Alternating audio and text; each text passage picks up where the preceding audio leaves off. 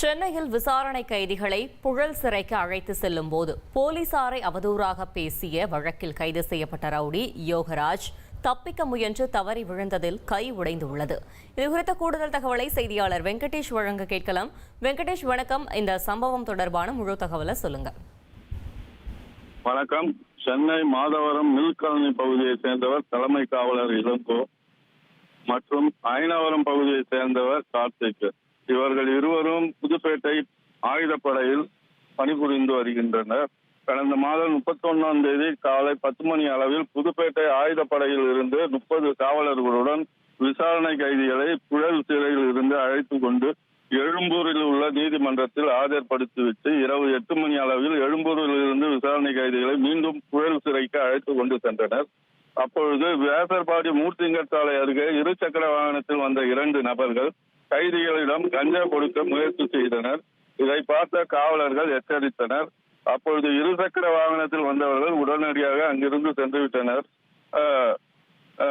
அப்பொழுது வாகனத்தில் சென்ற கைதிகளுக்கும் ஆயுதப்படை காவலருக்கும் இடையே வாக்குவாதம் ஏற்பட்டு விசாரணை கைதிகள் காவலர்களை மிகவும் ஆபாசமான வார்த்தைகளால் திட்டினர்.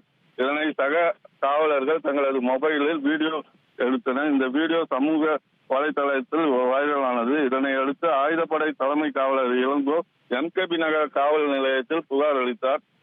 எம்கேபி நகர் காவல் நிலைய போலீசார் வழக்கை விசாரித்ததில் அண்ணா நகர் பகுதியில் ராபர்ட் கொலை வழக்கில் கைதாகி புழல் சிறையில் உள்ள லோகு என்ற யோகராஜ், சங்கர், நெப்போலியன், விவேக் ஆகிய 4 பேர் இந்த செயலில் ஈடுபட்டது தெரிய வந்தது.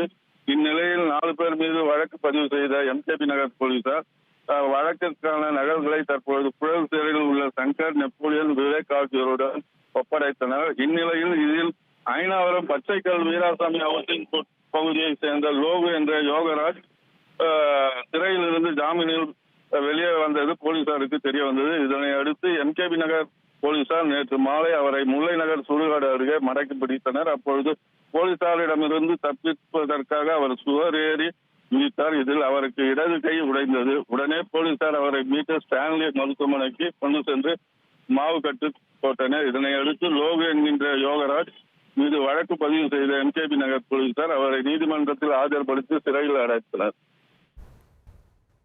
தகவல்களுக்கு நன்றி வெங்கடேஷ்.